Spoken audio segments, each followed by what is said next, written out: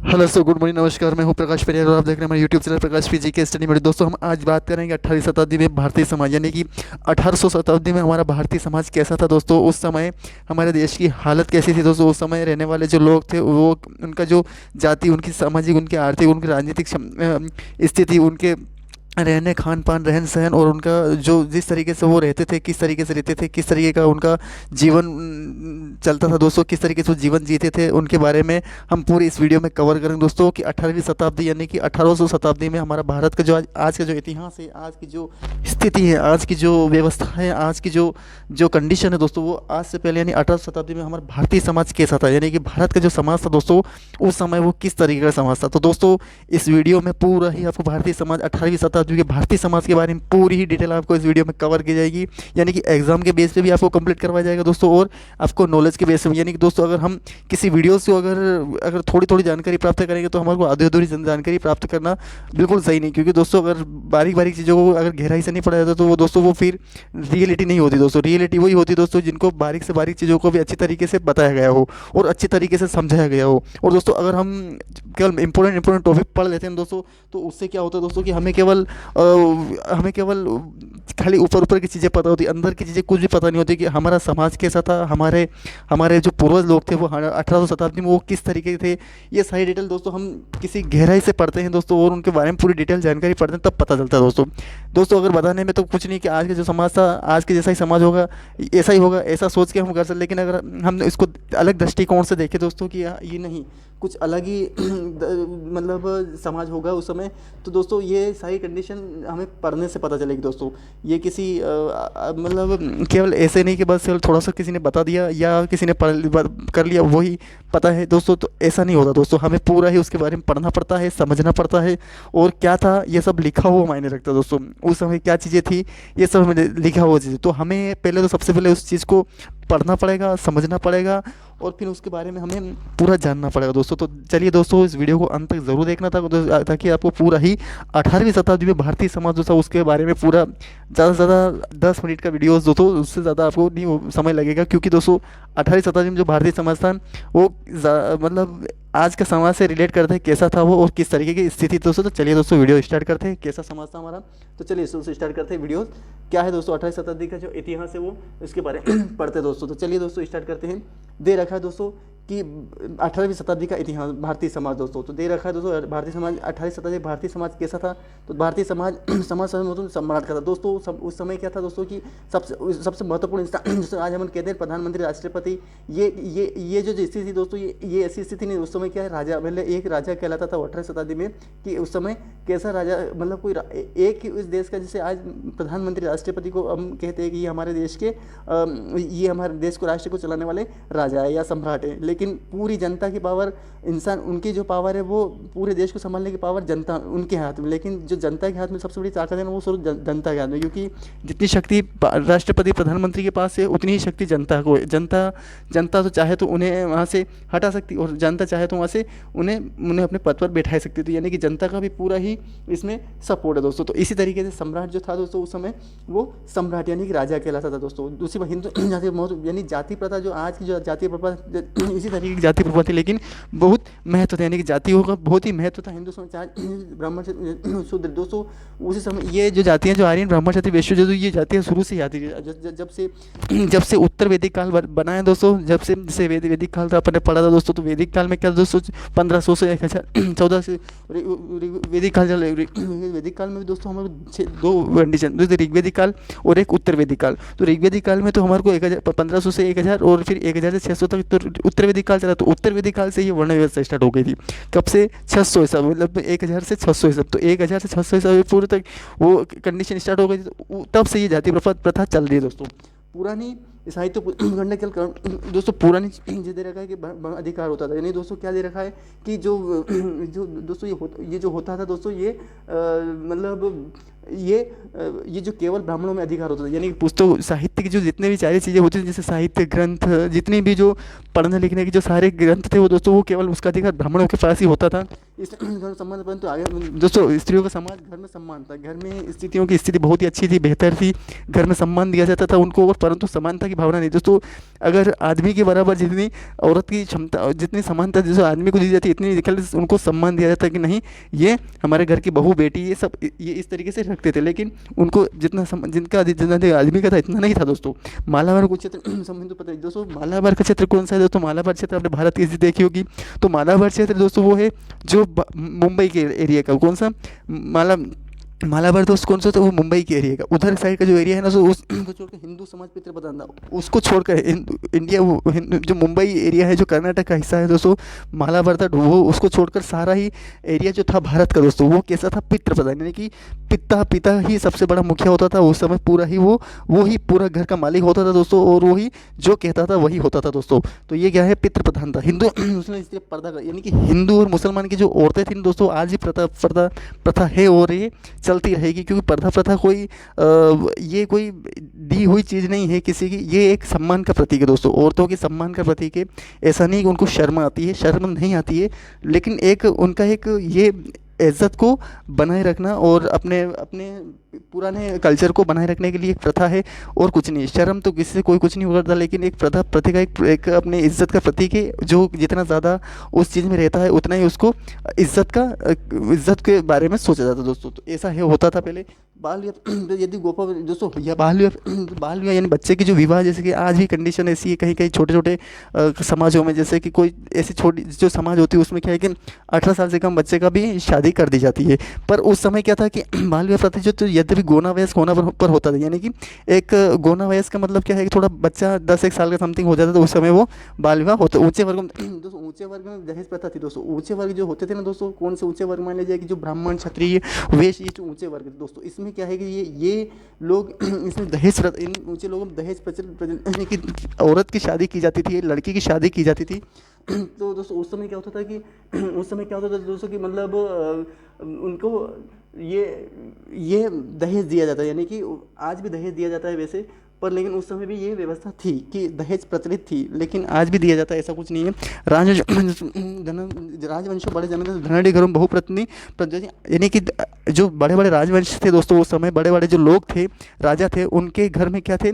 बड़े बड़े ज़मींदार, यानी कि ज़मीन जायदाद वाले लोग, धनाढ़ी यानी कि बहुत सारे धन दौलत वाले लोग, और बहुपत्नी प्रथा, यानी कि एक पत्नी तो थी, लेकिन उनको एक से ज़्यादा पत्नी की आवश्यकता पड़ती थी। तो वो क्या है कि बहुत पत्नियाँ, एक पत्नी से ज़्यादा पत्नियाँ रखते थे ये, परंतु साधारण लोग की वही, यानी कि जो साधारण लोग कौन से हो गए दोस्तों साधारण लोग वो जिनके पास जो ज़्यादा वंश नहीं, ज़्यादा ज़मीन नहीं थी, और जिन ज़्यादा धन नहीं था, यानी कि शूद्र कहे जाते थे, वो एक ही विवाह करते थे दोस्तों।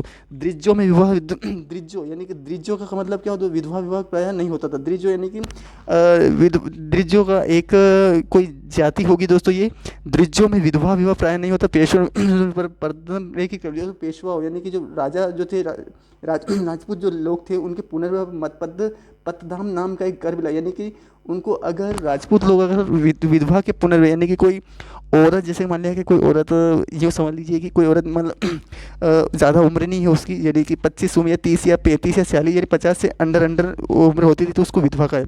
सती किसको बोला जाता है दोस्तों? सती वो जो मतलब पूरी 60-70 की समथिंग उम्र हो गई हो और उसका आदमी चला गया, तो वो सती प्रथा, यानी कि उसको सती कहा जा सकता है। और विधवा वो जो मैंने जवान है अभी और वो शादी करने योग्य है या लायक है, तो वो पूरा ही उसको विधवा को पुनर्विवाह, यानी कि विधवा अगर कोई औरत आदमी मर जाता है तो उसका विवाह करने के पर एक पतदाम नाम का कर लगा जाता था उस समय दोस्तों।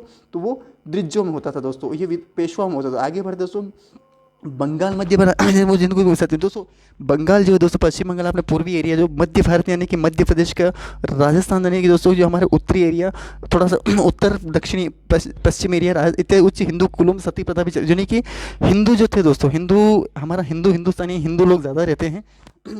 तो दोस्तों क्या होता था दोस्तों कि उस समय जो व्यवस्था थी दोस्तों, वो बहुत ही ये बहुत ज़्यादा, इसमें क्या है कि सती प्रथा थी। सती प्रथा का मतलब क्या है दोस्तों कि औरत अगर, यानी कि उसकी उम्र ज़्यादा हो गई और वो अब शादी करने लायक नहीं हुए, तो उसमें क्या औरत को नहीं थे, बहुत सारे ऐसे भी होते थे कि शादी करने लायक हो या ना हो, उसकी शादी करनी तो करनी किसी से भी। तो समाज में ये ऐसा होता था, कहाँ पे, बंगाल में, मध्य भारत में, यानी कि जो हमारा नीचे नीचे गए, जो जो समझ लीजिए कि राजस्थान से लाया कि पश्चिम बंगाल जगह जो मध्य भारत का हिस्सा है दोस्तों, वहाँ ऐसा होता था।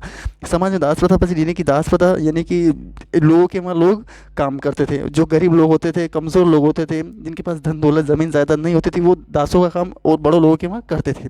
हिंदू मुसलमान के प्रति शिक्षा का उद्देश्य संस्कृत दोस्तों, हिंदू मुसलमान शिक्षा के प्रति विशेष रुचि रही। हिंदू हैं जो मुसलमान लोग थे, वो हमेशा से शिक्षा के प्रति उनका रुझान रहा है, और शिक्षा से प्रति उनको काफ़ी लगाव रहा दोस्तों।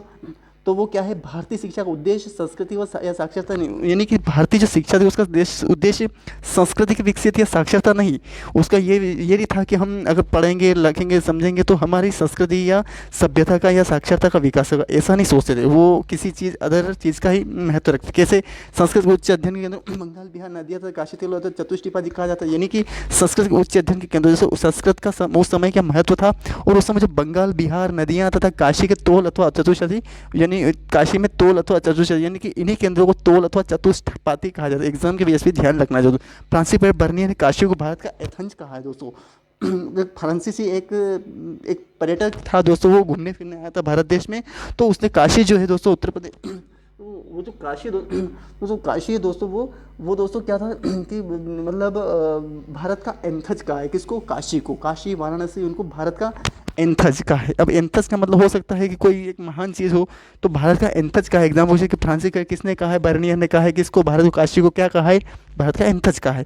विद्या का प्रयोजन वर्णों को भी था, परंतु निम्न वर्णों को बालक विद्या, दोस्तों विद्या का प्रयोजन पहले उच्च वर्ण, यानी कि बड़े लोग होते थे दोस्तों, बड़े बड़े लोग राजा होते थे दोस्तों, उनके पास धन दौलत ज़्यादा थी, तो दोस्तों उनके बच्चे पढ़ सकते थे। लेकिन फिर धीरे धीरे सोचा कि नहीं यार, गरीब लोगों का आदमी भी पढ़ ले, बहुत ही अच्छा है, क्योंकि इससे क्या होता है कि छोटा बच्चा पढ़ता है ना, तो बड़े बच्चे के अंदर आत्मविश्वास आता है, और आत्मविश्वास जब आता है तो वो और पढ़ने की कोशिश करता है, तो बच्चे को भी पढ़ाया जाता था। किसके, निम्न वर्ग, यानी कि छोटे, जैसे कि मान लीजिए कि शूद्र है, निम्न है, और वैश्य उनसे ऊंचे, तो थोड़ा हो सकता है कंपेरिजन करें तो उस वैश्य और शूद्रों के बच्चों को भी पढ़ाया जाता था। स्त्री शिक्षा अभिष्ट थी, वो इससे शिक्षा, स्त्री को ज़्यादा पढ़ने लिखने में महत्व नहीं दिया जाता था उस समय दोस्तों। उस समय क्या है कि केवल उनको दोस्तों उनको क्या है दोस्तों कि बस केवल सम्मान दिया जाता था ऊंचा, कि हाँ ये हमारी पत्नी है, ये हमारी बेटी, ये हमारी बहू है, ऐसा करके उनको रखा जाता था। लेकिन उनको ये शिक्षा नहीं, मतलब लड़कियों को तो ज़्यादा कुछ शिक्षा नहीं दी जाती दोस्तों। लेकिन आज की व्यवस्था देखी जाए दोस्तों, तो आज की व्यवस्था में लड़कियां लड़कों से आगे हो गई दोस्तों।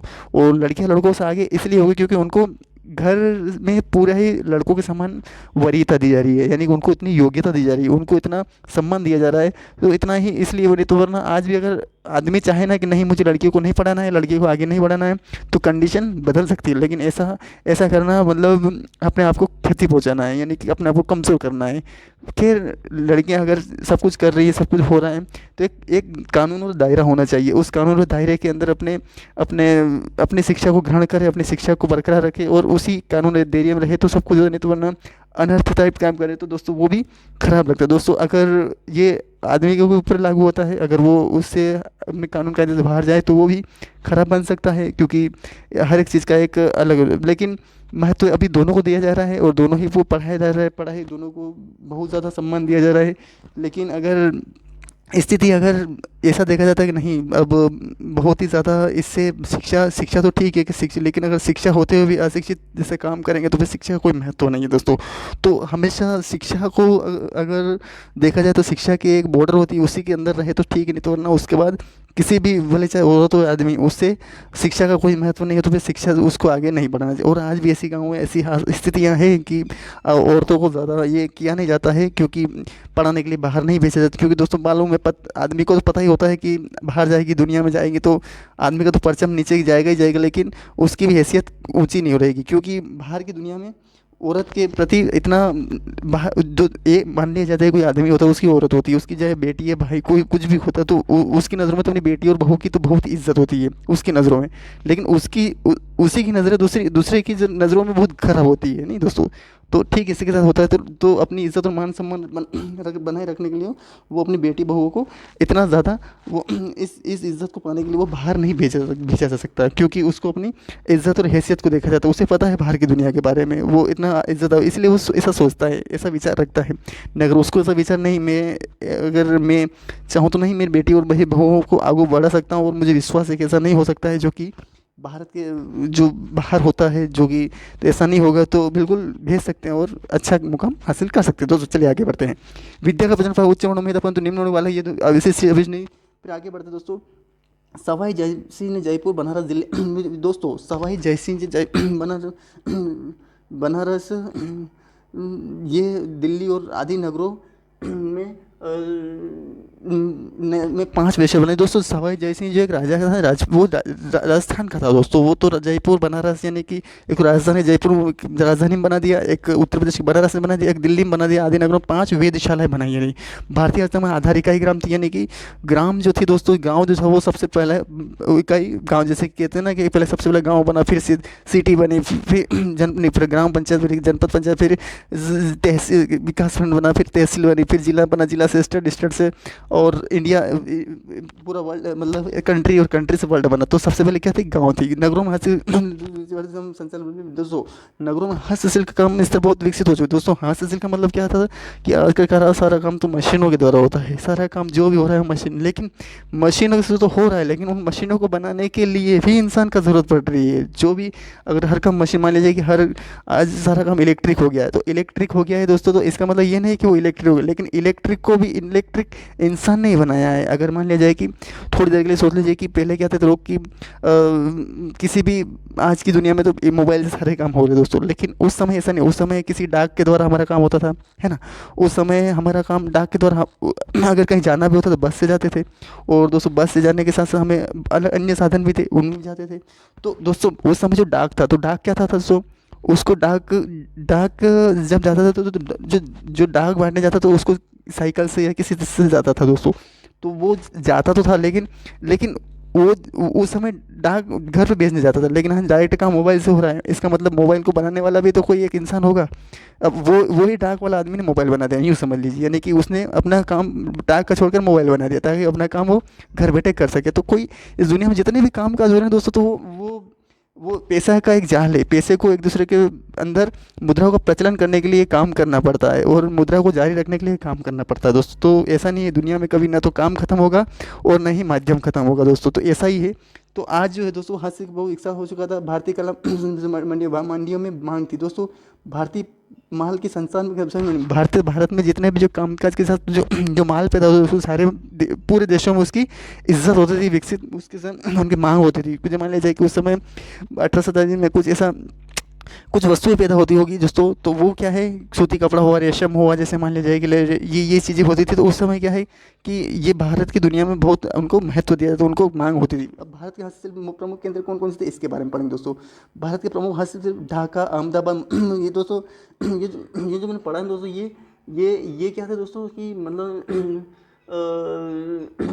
जैसे कि मतलब बांग्लादेश का ढाका था, गुजरात का अहमदाबाद था, तमिलनाडु का मछलीपट्टनम था, कर्नाटक का, और सूती कपड़ा ये प्रमुख उद्यम मुर्शिदाबाद, यानी कि ये भी पाकिस्तान का, उत्तर प्रदेश का आगरा, पाकिस्तान का लाहौर, गुजरात रेशमी ये सूती और रेशमी में क्या मतलब दोस्तों, एग्जाम अगर सूती और रेशमी क्या होता है, तो रेशमी वो होता है दोस्तों जिसमें जैसे कि पहले तो सूत को पहले बनाया जाता है, फिर रेशम सूत से ही रेशम का निर्माण किया जाता है दोस्तों। रेशम सूत से थोड़ा ज़्यादा ताकतवर होता है, काफ़ी वो मजबूत होता है ना दोस्तों।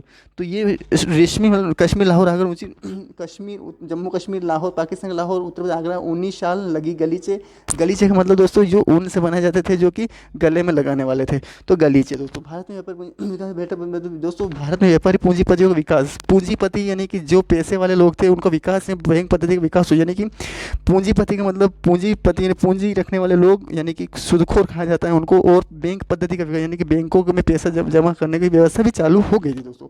उत्तरी भारत में जगत सेठी दक्षिण दोस्तों, उत्तरी भारत में जगत सेठो यानी कि पूरे देश को चलाने के लिए जो पैसे वैसे लेने का काम करते हैं वो सेठ, तथा दक्षिणी भारत में चेट्टियों का उदय हुआ, यानी कि दक्षिण भारत में चेट्टियों का मतलब यानी कि जो बैंक से यानी कि ब्याज से पैसे देने वाला लोग होते, तो वो भी शुरुआत हो चुकी दोस्तों।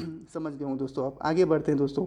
फिर क्या हुआ दोस्तों कि 18वीं शताब्दी भारतीय विषमता देश विषमती गरीब दोस्तों 18 भारत विषमता को देश, यानी कि काफ़ी ही इसमें अलग अलग तरीके की वस्तुओं का निर्माण हो चुका था। काफ़ी अलग तरीके से जो पुरानी जो रीति रिवाज थे वो बदल चुके थे, रहन सहन बदल चुका, खान पान बदल चुका था, विषमता यानी हो गया था, अत्यंत गरीब अत्यंत सब दोनों साथ साथ व्यवहार, यानी कि काफ़ी अत्यंत गरीब, यानी जो गरीब था ना दोस्तों वो थोड़ा बहुत ज़्यादा गरीब ही रहना, मतलब ऐसी ऐसी जो पैसे, यानी कि जो कहते हैं ना कि अगर पैसे वाला आदमी होता ना दोस्तों तो वो किसी हर काम ऐसा नहीं है कि मेहनत से करने से होता है, किस मेहनत करने से होता है, किस्मत से होता है और रिस्क लेने से होता है।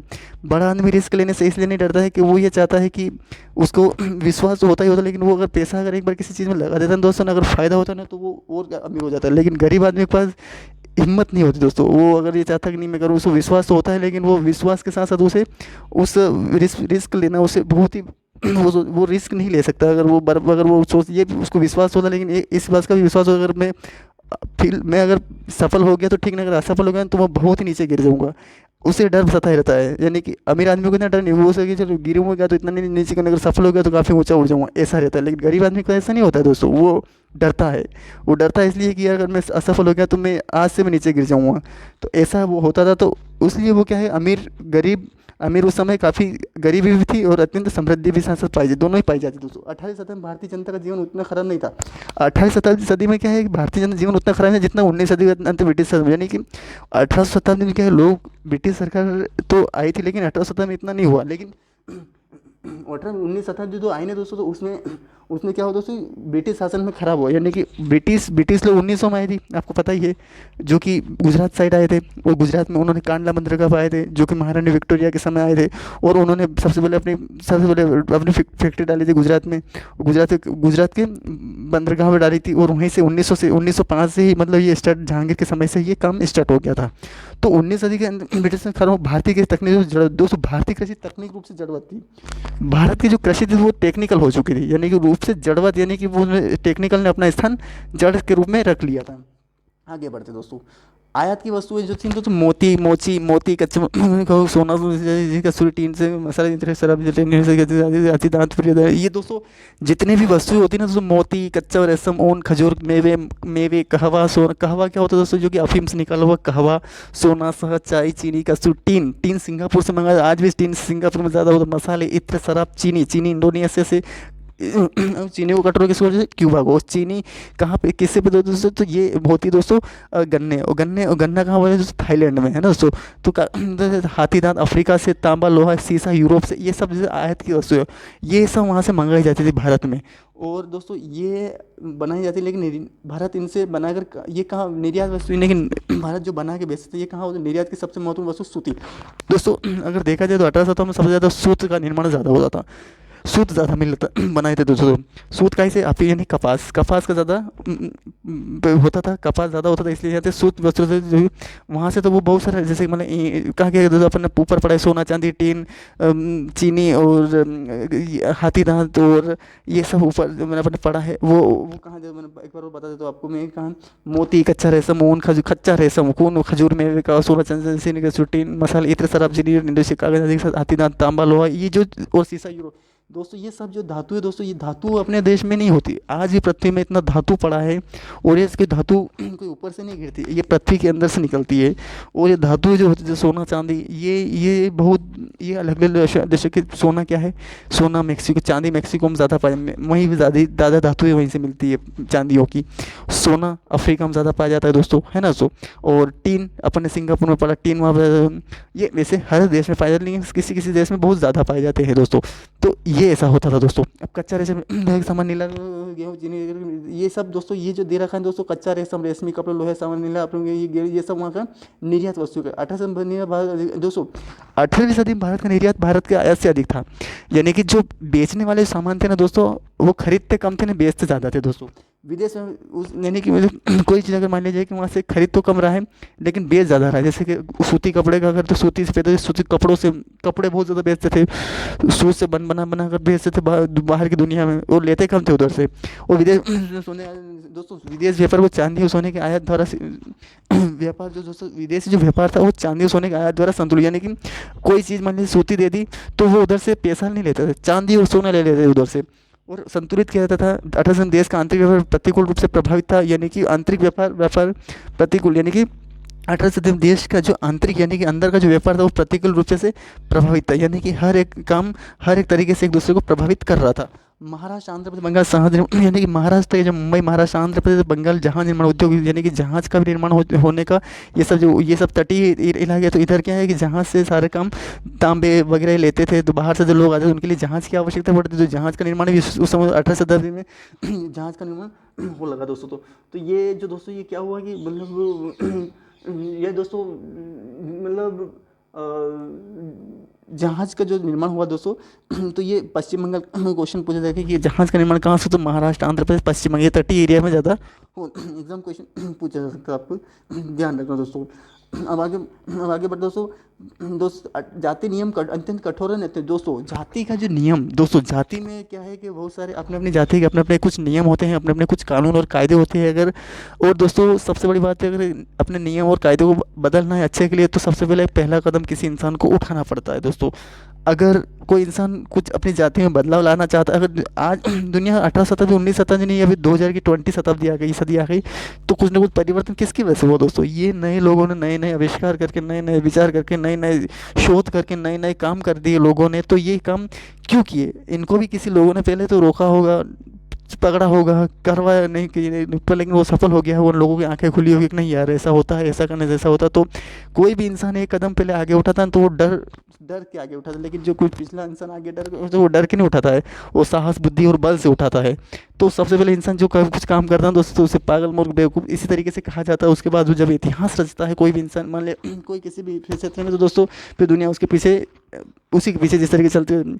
और हर एक देश का एक अलग अलग कल्चर, अलग अलग प्रकृति होती है दोस्तों, अलग अलग उसके देश के कामकाज होते हैं दोस्तों। वो देश में अलग अलग पैसा के कमाने के पैसे करने, जब मैंने चीन में जाएंगे दोस्तों, चीन में क्या है, चीन में उनकी उनकी उनकी खेल इंडस्ट्रीज अलग है, उनके खेल अलग है, उनके रहने और खाने पीने के माध्यम अलग है, उनके घूमने फिरने की जो व्यवस्था है वो भी अलग अलग दोस्तों। तो ये क्या है, क्यों वो क्यों अपने से लगे? क्योंकि दोस्तों उन्होंने क्या है कि उसको उस माध्यम को अपनाया है, और हम हमारे माध्यम को अपनाया है। हमने हमारे कल्चर और प्रकृति को, क्योंकि हमारे ये सारे काम दोस्तों मुद्राओं को प्रचलन करने के लिए है। और ये मुद्रा सब खेल किस लिए खेला जाता है? दो काम होते हैं। खेल इसलिए खेला जाता है क्योंकि उससे मनोरंजन तो होता ही है, मनोरंजन तो होता है, और दूसरी बात है उससे कि मुद्रा का प्रचलन भी होता है। अगर कोई क्रिकेट खेल रहा है तो उससे क्या होगा, टीवी देखेंगे तो टीवी खरीदने वालों को वहाँ जाएंगे कि नहीं क्रिकेट देखेंगे। क्रिकेट खेल रहा है तो जिस देश में हो रहा है क्रिकेट, तो उसको भी काफ़ी लोग वहाँ पे देखने आएंगे। तो पर्यटन का यानी कि वो उसको काफ़ी, यानी कि एक दूसरे ये लिंक है, यानी कि जिस तरीके से नेट का जाल है ना, उस तरीके से काम के भी जाल है। एक क्रिकेट खेलने वाले आदमी से काफ़ी लोग वहाँ से एकत्रित होते, बहुत सारे वहाँ उद्योग खुलते हैं, बहुत सारे वहाँ खाने पीने, रहने खाने, कपड़ों की दुकानें लगती है, बहुत सारे उनमें एक दूसरे की व्यवसाय चलता है, एक दूसरे से सारा काम होता है दोस्तों वहाँ पे। तो पूरा डिटेल में इस तरीके से चलती है दुनिया।